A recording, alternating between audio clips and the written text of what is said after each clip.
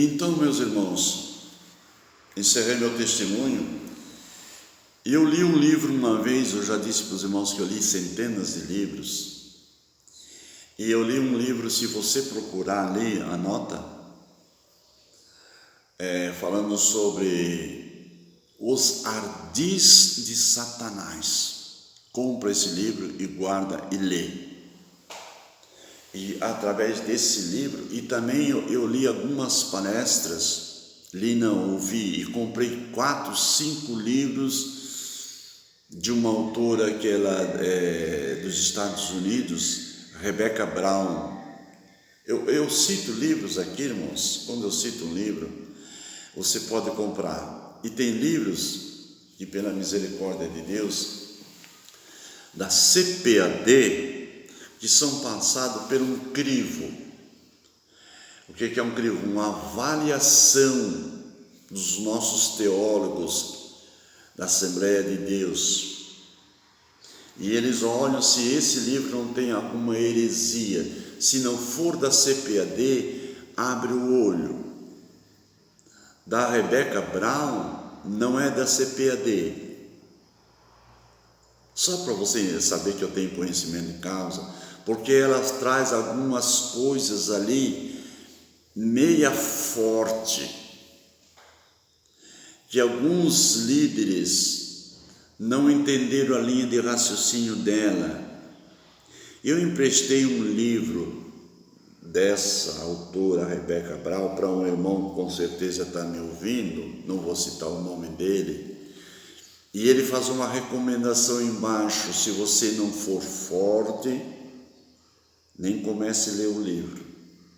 Essa força é que você deve estar preparado espiritualmente, porque ela tem algumas experiências com o diabo, porque ela foi do centro espírita, o esposo dela, eles foram, em outras palavras, cavalo do diabo, foram instrumentos de Satanás, e eles se converteram, aceitaram Jesus. Ela tinha tanta experiência e conta tanta experiência nesses livros, assim como também os ardis de Satanás. Só para ter uma ideia, o livro Ardis de Satanás, ele conta uma parte ali, que depois eu fui estudar a Bíblia, vou ver se é verdade, porque é bom que você ouça de mim. E eu digo para você marcar o versículo, porque não fica na teoria só de ser humano de boca para fora, mas que está o que é lido no livro e tem confirmação bíblica, procura guardar. Esse irmão, autor dos Ardis de Satanás, que eu não me lembro quem é o autor, e nem que ano foi feito, e se foi primeira, segunda, terceira edição, ou se foi um best-seller, não sei. Às vezes eu demoro um pouquinho para explicar, para você entender que eu tenho conhecimento de causa, só para isso, para você crer naquilo que eu estou falando.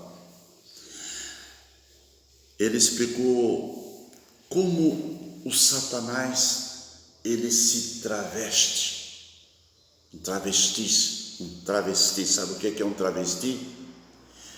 Um gênero, agora nem vou entrar nesse detalhe, um gênero, vamos dizer, falar um português bem claro, masculino, mas travestido num gênero feminino.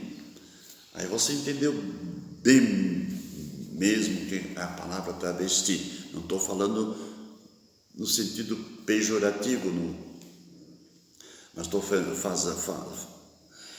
O Satanás, ele é travestido. Aí, nós vamos entrar aqui. Já comecei a falar do Titico. Aí ele incorpora numa mulher como Jezabel. Aí nós vamos entrar, irmãos, nas profundezas de Satanás. Nas profundezas de Satanás. Só tem uma colocação que fala nas profundezas de Satanás, é no capítulo 2 e 24 de Apocalipse. Daí eu vou falar só sobre as profundezas de Satanás, assim como existem as profundezas do conhecimento de Deus, que Paulo fala em Romanos e também fala em Coríntios, entende? Oh, profundidade das riquezas e tal, e tal, e tal, e tal. Paulo entra nas profundezas dos mistérios da graça, do Espírito, da revelação da palavra de Deus. E existem as profundezas de Satanás. Esse que matou as crianças lá, ele estava nas profundezas de Satanás. Já contei na outra passada alguma coisa sobre isso aí. E ele vai vir, irmãos, ele é espírito, o titico, calça curta. Depois eu vou contar a origem de Satanás, todas as coisas para você. Meu Deus, isso vai longe esse trem aí. Vai longe. Tem tanta coisa na minha cachilota aqui que eu não sei qual o que solto primeiro. Já esqueci da primeira. Ele é tão... O meu pastor disse que o diabo nunca deixa de ser diabo. Você viram quando Jesus passou, eu não vou contar tudo, mas chegou lá na terra dos Gadarenos, o que Jesus falou? Eu falei na live passada por causa de limitar território. Gadara era uma comunidade, uma cidadezinha só de endemoniado. Os demônios iam para lá. Aí vem a questão que Rebecca Brown fala sobre demônios familiares, espíritos familiares e demônios territoriais. E teve alguns pastores que não aceitaram, não entenderam. E eu segurei com as duas mãos, porque eu tenho experiência com o titico. Eu entrei no território do titico, como entrei lá no território, naquela casa lá, e sofri ataque em cima de ataque, porque aquela casa foi consagrada a demônios, e eu entrei naquela casa e não ungi aquela casa, não disse, não delimitei o meu território. Deu para entender agora? Então, quando você compra uma casa, até uma cueca, um carro, unge tudo ele, ou chama o pastor para ungir. Tem pastor que nem sabe o poder da unção, como o meu também não sabia. Quando eu saí de lá, eu corri lá na igreja central e disse: pastor, fulano de tal, ora por mim que eu estou ruim, me unge. Ele começou a dar risada, aquela risada sarcástica, parece que era o diabo que estava usando ele. Então eu disse: tá bom, pastor, tá bom. Para um bom entendedor, não precisa nem meia frase, só uma risadinha. Voltei para casa. Outro dia eu falo sobre a unção, e eu vou tocar nesse assunto novamente, porque eu me ungi sozinho mesmo. A experiência com Deus, pode ser que no final aqui o Espírito Santo me direciona de novo.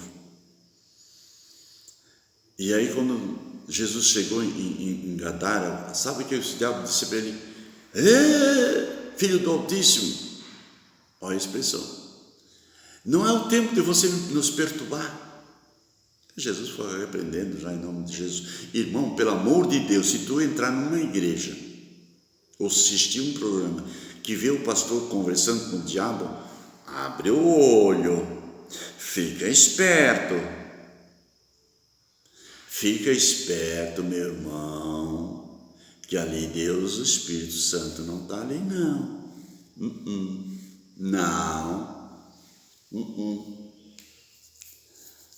Eu tenho tanta experiência, meu Deus, tem misericórdia de mim, Jesus, e você também, mas tenha paciência, vai me ouvindo. Fui atender uma congregação, ele chamava a igreja do Caicai. Como é que é, pastor José? É a igreja do Caicai. Porque lá, se não caía uma meia dúzia, é que o Espírito Santo não estava atuando. Tinha que cair no Espírito. Vocês já viram essa expressão? E eu cheguei lá, eu sou extremamente oposto. E para tirar esse abençoadinho lá desse ritmo, porque eu já falei para os irmãos o que é o Espírito Santo na igreja, e que é o Espírito da igreja. Se o Espírito Santo na igreja vem atuar, até pode cair, porque eu também nunca caí, mas tive que me segurar nos bancos e pedir misericórdia a Deus. Já caí de joelho perante o Senhor e fiquei ali chorando aos pés de Jesus, pedindo misericórdia, agradecendo. Várias vezes amoleceu os meus joelhos, eu dobrei o joelho, joguei a minha cara no chão. Aleluia, até me dá saudade disso. Só quando você sente extremamente a tua miséria e a unção do Espírito Santo toma a tua vida, você não fica de pé, meu irmão. A glória de Deus se toma. Eu já preguei na igreja e disse, irmão, se vocês querem oração, ora. Se você quer cair de joelho no teu banco, caia de joelho. Que a glória de Deus desceu e via todo mundo se curvando, orando, gemendo. Outros ficavam em pé sozinhos, mas com reverência também dobravam o joelho. Onde os meus olhos, todos. Pastor olhou para mim, eu só olhei para ele. Ele foi dobrar o joelho também, porque disse, não aguento, pastor José, eu não aguento. A glória de Deus, aleluia, louvado seja Deus. E eu fui cuidar daquela congregação e veio um senhor para mim, depois de uns 2, 3 dias a culto, e ele disse, ué, pastor, aqui nessa igreja não cai mais? Quase assim sarcasticamente, como dizendo, sim, o Espírito Santo saiu, porque antes, mas eu, mais ou menos, eu fui conversando com ele, e fui procurando, porque a gente nunca pode fazer a primeira avaliação, não ouvir uma pessoa. Dá tempo, faz a primeira, a segunda, a terceira, quando você tiver convicção do que tem dentro dele, se é uma pergunta de dúvida, entende? Realmente, geralmente, ou se é uma pergunta sarcástica, que ele quer tomar a tua informação, depois espalhar para fora. Tem vários tipos de pessoas. E pela graça de Deus, Deus já me dá esse período de tempo para mim discernir o que ele tem dentro dele. E eu fui conversando, tá? Eu disse, não, irmão, aqui se tinha o hábito de cair, que era a igreja do Caicai, agora eu estou orientando os irmãos. E ainda alguns que chegam meio novato não entenderam o espírito da coisa ainda, mas ainda caem na oração, por exemplo.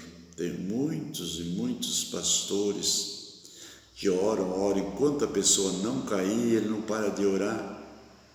Eu fui numa igreja recém ali, fui para pregar. E Deus me usou na palavra, e geralmente eu tenho assim o hábito, ou pastores têm o hábito de dizer, o irmão prega e ora. Se ele não disser para mim prega e ora, eu prego e passo o microfone para ele. Naquele dia eu preguei, e quando senti de Deus de parar, e também olho para o relógio, porque tem igrejas que são rígidas no seu horário, e tem outras que passam para ter 10, 15 minutos antes das 9. A igreja pela qual eu sirvo a Deus, o pastor é 9 horas. Encerra. Mais tardar 9h05, 9h10. Quando muito tarde. Que às vezes acontece. Mas 10 para as 9, ou 5 para as 9, trago o pastor. Ele ora e encerra. Tem vários motivos, eu louvo a Deus por isso. E tem igrejas que te entregam, e daí você não sabe se termina 9 ou 10:30. Naquela igreja eu preguei e faltava 10 minutos para as 9. Eu disse: dá tempo de o pastor dar os avisos e fazer oração e despedir o povo. E ele começou quase que a repetir tudo aquilo que eu falei. Eu digo: ai, vai fazer uma cagada. Eu já pensei comigo. Enquanto eles não vieram para frente, ele: 10, mas vão orar e vão orar. Eu sou: opa. Eu fiquei ali paradinho. Enquanto não caiu uma meia dúzia que ele pegava na cabeça, eles espremem aqui, aqui e falta oxigênio no cérebro, que eles fazem bem assim, ó, e começa a mexer com a pessoa, e a pessoa vai, e não tem irmãs atrás que cuida, e a pessoa, ele pegou um jovem, a cabeça do jovem bateu no cimento. Eu disse: meu Deus, matou. E eu ia ajudar, porque daí ele não conseguiu, ó. Eu ia ajudar. Quando eu vi que eu ia ajudar, ele olhou para mim assim e sai, demônio, em nome de Jesus. Meu Deus, que demônio, em nome de Jesus, sai desse jovem. Com certeza nunca mais botaram os pés ali naquela igreja.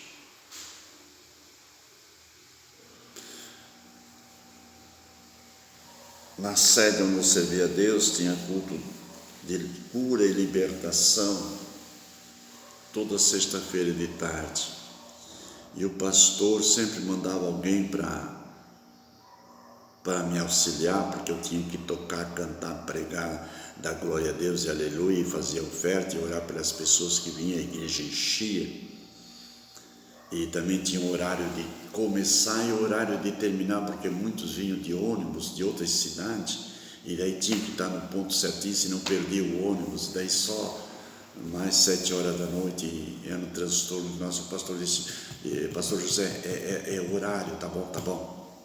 E eu tinha um cuidado. E uma vez, 2, 3 vezes, porque o pastor, o presidente não vigiou, mandou um abençoado, pastor também, orar. E ele começava a orar. E eu notei, porque daí fazia 2 filas assim. Ele foi umas 4, 5 vezes, porque daí ele ganhou fama do pastor, porque ele orava e as pessoas caíam. Eu orava e ninguém caía. Olha só a situação. Eu estou doutrinando vocês, que um dia vão ser pastores e grava essa mensagem, esse ensino, não sei o que. Aí ontem um irmão ligou para mim e disse: irmão, me orienta pelo amor de Deus, como é que fica esse negócio no YouTube aí? Eu gravo só 4 mensagens, não aceita mais. E aí eu tenho a preocupação, porque eu já estou com umas 70 mensagens gravadas, e aí o YouTube apaga. Ele disse: não, irmão José, pode gravar à vontade. Sabe por quê, irmão José? Vai para as nuvens. Como é que é esse negócio de nuvem? Irmão, me desculpa, mas eu sou um zero esquerdo, negócio de tecnologia, de coisa virtual. Diz: não, pastor José, vai para as nuvens. E o que tem isso? Fica guardado lá. É verdade, eu digo: oh, glória a Deus, aleluia, oh, glória a Deus. A minha voz está indo para as nuvens. Como as nossas orações estão diante de Deus em salvas de prata, deu para entender? Aleluia, glória a Deus. Vou falar, estremeceu o inferno. Obrigado, Jesus. Uma palavrinha só com o irmão abençoado já me livrou do peso da consciência. Que nossa. Aquele abençoado vinha e orava, e a pessoa vinha e orava. De repente eu notei que a filha que eu estava orando ia até lá na porta, aonde ele orava, que os abençoados aqui já tinham conhecimento que não queriam cair, vinham 2, 3. Aí ele orava e ele ficava olhando para mim assim, se pegava lá de trás, ou porque os outros não iam no lado dele. E alguém observou isso aí e veio falar comigo. Eu disse: irmão, vamos esperar, porque isso é mistério. É segredo de Estado. Um dia eu venho conversar com o irmão. Amém? Tá bom, pastor, tá bom, tá bom. Me respeitava muito. E eu gravei aquilo para encurtar a conversa. Isso me aconteceu umas 3, 4 vezes.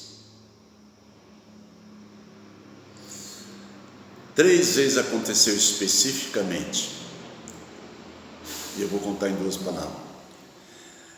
Lá no passado, não sei, há um tal gravado aí, que eu disse que tinha um rebeliado dentro da igreja e abriu uma congregação lá, e naquela congregação tinha um endemoniado. Você lembra que eu disse que descia sobre ele o cramunhão?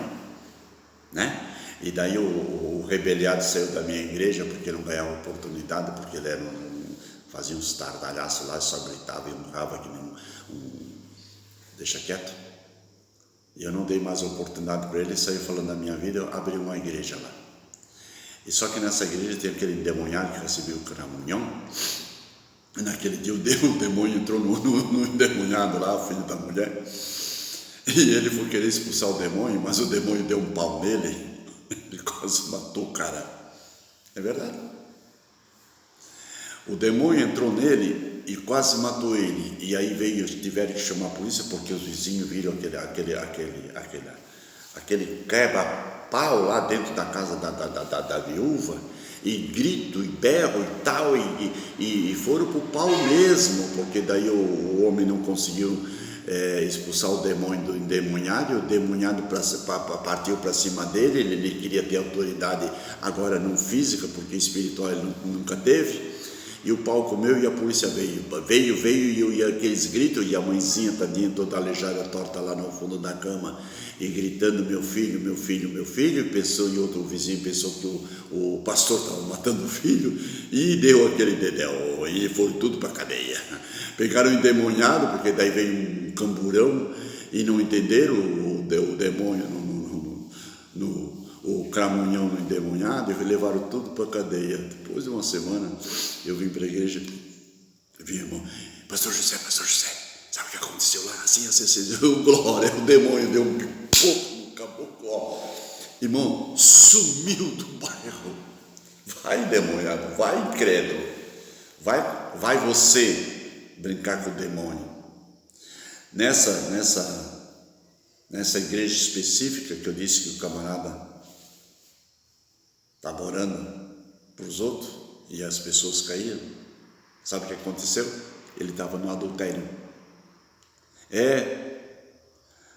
fazendo fique com uma mulher de presbítero, ligeirinho, porque eles não disciplinam pastor, eles não excluem, não fazem nada, eles só fazem que nem o gato, o camarada caga e joga uma terrinha para frente e vão cagar em outro lugar. Fui lá para um outro lugar, que eu não vou dizer o nome, porque senão eles vão saber quem é o vagabundo. Vagabundo sim. E foi lá, aí ele ficou lá em cima assim, só se virar, olhando no mar, engordou, começou a criar uma diabetes, uma coisa aí, porque nunca confessou o pecado. A outra vez eu vou deixar para a próxima. Vou deixar o Titico de lado agora. Tanta experiência com o Titico, calça curta, que, meu Deus, nós vamos longe isso aí. Presta atenção. Às vezes eu começo, penso de que 20 minutos eu dou conta, já passou 23 minutos e vou tomar um café. Pai do Senhor, Deus que abençoe a todos em nome de Jesus.